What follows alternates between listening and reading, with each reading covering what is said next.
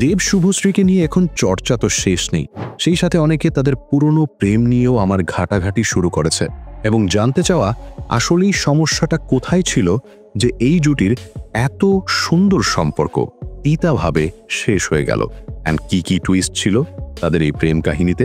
চলুন একটু পিছনের পাতা উল্টানো যাক। সালটা 2009।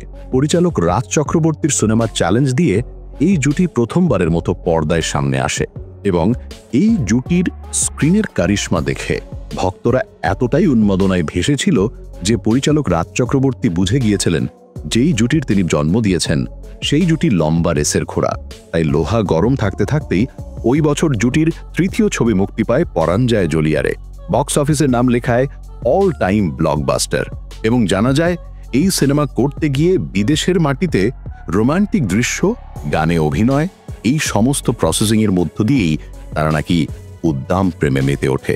টলিউডে কান পাতলেই শোনা যায় সেই শুটিংয়ে যারা সাক্ষী হয়েছেন তারা আজও ভুলতে পারেননি সেই সমস্ত দিনগুলো।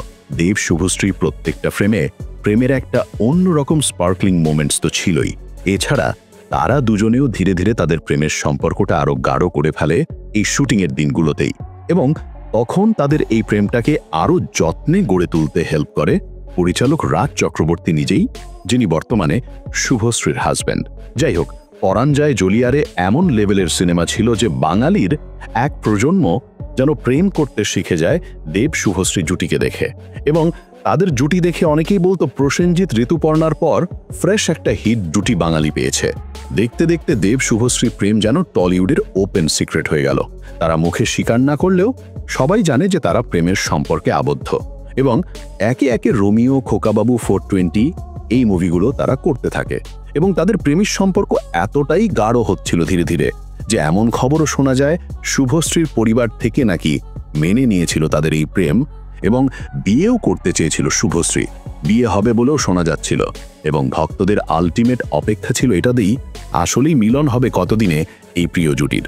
কিন্তু সবার আশা কি পূরণ হয় না, এবং আলটিমেটলি 2012 সালে খোকা 420-র পর আর দেখা যায়নি এই জুটিকে, এবং খবর সামনে আসে তাদের সম্পর্কে ধরে ভাঙন হয়ে যায় তাদের প্রেমের চ্যাপ্টারের ইতি।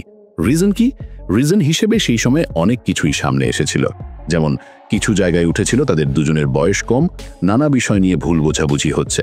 আবার কিছু গুঞ্জন এমন উঠেছিল শুভশ্রী দেবকে মনে প্রাণে বিয়ে করতে চাইলেও বিয়ের বিষয়টি দেব বারবার এড়িয়েই যাচ্ছিল, এবং রিজন ছিল রুক্মিণী।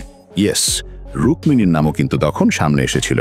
গুঞ্জন উঠেছিল সেই সময় দেব রুক্মিণীকে কেন জানি মন দিয়ে বসেছিলেন, এবং এই বিষয়টা শুভশ্রীর কানে যাওয়া মাত্রই তাদের মধ্যে হয় ঝামেলা, ভেঙে যায় সুন্দর একটি সম্পর্ক।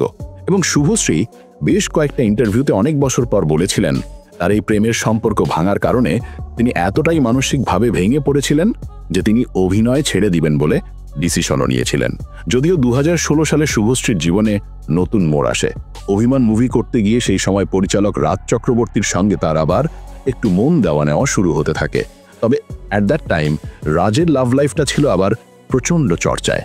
শোনা যায় পায়েল সরকারের সঙ্গে ঘনিষ্ঠতার কারণে তার প্রথম বিয়ে ভেঙে যায়, এবং এরপর বোঝে না সে বোঝে না এই সিনেমার শুটিং করতে গিয়ে মিমির সঙ্গে তার ঘনিষ্ঠতা বাড়তে থাকে, এবং মিমির ক্যারিয়ারে এই মুভিটা ছিল টার্নিং পয়েন্ট। এবং এরপর রাজ চক্রবর্তীর সঙ্গে মিমিকে বিভিন্ন রকম অ্যাওয়ার্ড প্রোগ্রাম হোক বা পার্টি হোক দেখা যেত।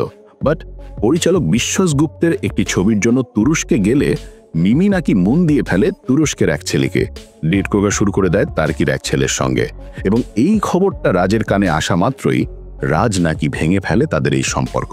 আবার এমন শোনা যায় না মিমির কোনো দোষ নেই, আসলে মিমি যখন তুরস্ক গিয়েছিল তখন রাজ শুভশ্রীর সঙ্গে অভিমান মুভির কাজ করছিল, এবং ওই সময় শুভশ্রীর সঙ্গে ঘনিষ্ঠতার কারণে মিমি এটা টের পেয়ে যায়, এবং তারপর ভেঙে যায় রাজ এবং মিমির সম্পর্ক। মোট কথা অ্যাট দ্য টাইম রাজের জন্য শুভশ্রী এবং মিমির বিষয়টা সেটাও বেশ চাউর হয়েছিল। যাই হোক, এখন এত বছর পর দেব এবং শুভশ্রী তাদের সেই পুরনো একটা স্পার্কলি মোমেন্টস ক্রিয়েট করলো অন স্টেজে। ভক্তরা খুশি, সবাই হ্যাপি, জাস্ট কারো আফসোস এক জায়গাতে, যদি এই বিষয়টা প্রমোশনের জন্য না হয়ে সত্যিকারই থাকতো সারা জীবন তাহলে হয়তো ভালোই হতো। এই পুরো ভিডিওটি নিয়ে আপনাদের কোনো মতামত থাকলে কমেন্টে লিখে জানাতে পারেন।